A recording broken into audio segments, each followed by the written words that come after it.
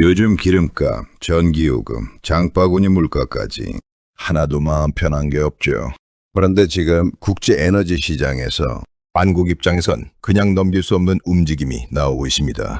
한동안 끊겼던 러시아산 원유를 한국이 다시 검토할 수 있다는 이야기가 나오고 있기 때문입니다. 여기서 많은 분들이 이렇게 생각하실 겁니다. 러시아 기름이든 중동 기름이든 그게 우리하고 무슨 상관이냐? 그런데 상관이 아주 큽니다. 이 문제는 외교 뉴스가 아니라 결국 주유비, 난방비, 물가, 노후 생활비 문제로 바로 이어지기 때문입니다.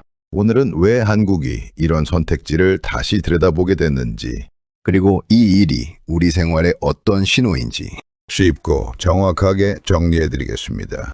댓글로 먼저 남겨보세요. 여러분은 지금 가장 부담되는 게 기름값입니까? 전기요금입니까? 아니면 전체 물가입니까? 많은 분들이 국제 뉴스는 그저 멀리서 벌어지는 일처럼 느끼십니다. 하지만 에너지 문제는 다릅니다. 전쟁이 멀리서 나도 중동에서 긴장이 높아져도 결국 제일 먼저 흔들리는 건 우리 일상의 생활비입니다. 주유소 가면 바로 느껴지죠. 차 한 번 넣으려 해도 예전 같지 않습니다. 겨울철 난방비, 여름철 전기료, 마트 물가까지 줄줄이 영향을 받습니다.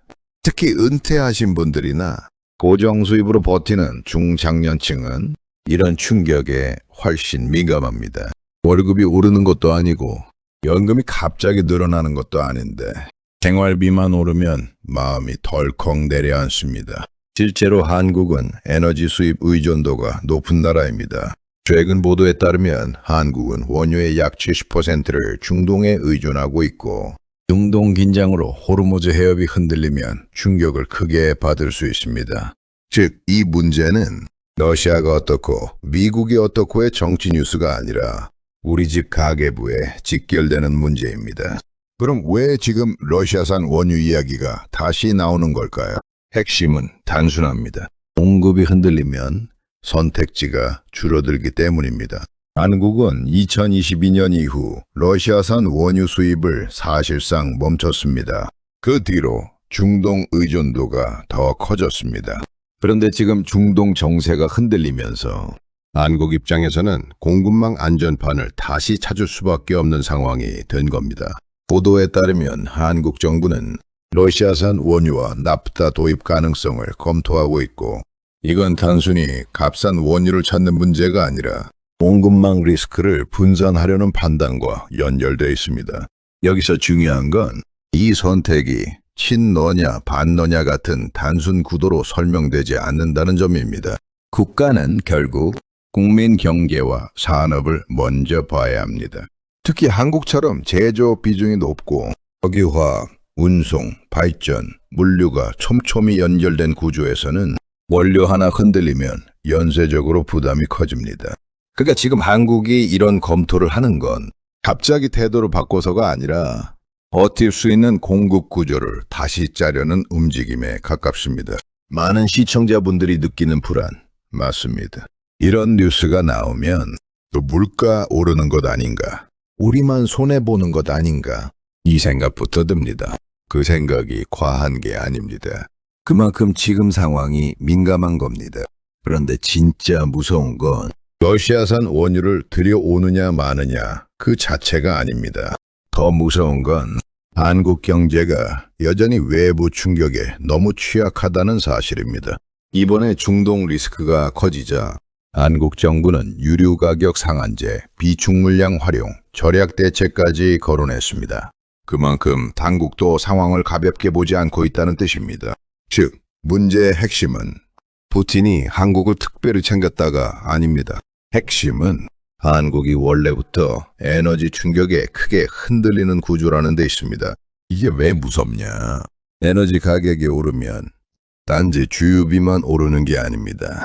운송비가 오르고, 식품 가격이 오르고, 공장 원가가 오르고, 결국 생활 물가가 전반적으로 밀려 올라갑니다.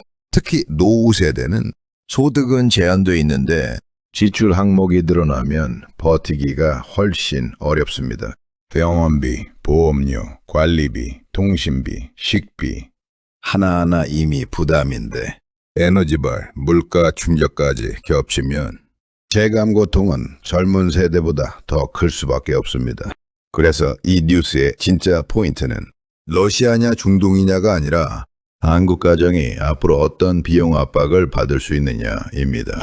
이걸 놓치면 뉴스는 많이 봤는데 정작 내 생활에 필요한 판단은 못하게 됩니다. 여기서 핵심만 세 줄로 정리하겠습니다. 첫째, 한국은 원유의 상당 부분을 중동에 의존하는 구조라 중동 불안이 커지면 직접 타격을 받습니다. 둘째, 최근 러시아산 원유 재도입 검토는 특정 국가의 특별 대우라기보다 공급망 위기 대응 차원으로 보는 게 맞습니다. 셋째, 우리에게 더 중요한 건 이 국제 뉴스가 앞으로 주유비, 전기료, 장바구니 물가로 어떻게 번질 수 있느냐입니다. 해결 파트. 지금 당장 할 수 있는 행동도 말씀드리겠습니다. 첫 번째, 이번 주 안에 가정의 고정 에너지 지출을 한번 적어보셔야 합니다. 전기료, 가스비, 자동차 유류비를 따로 적어보면 막연한 불안이 아니라 실제 부담 구조가 보입니다. 그래야 줄일 항목과 대비할 항목이 나옵니다. 두 번째, 생활비 예산에서 식비와 교통비 변동폭을 따로 보셔야 합니다. 에너지 가격이 흔들리면 가장 먼저 체감되는 게 운송비와 식료품 가격입니다. 한 달치만 기록해도 어디서 새는지 금방 드러납니다.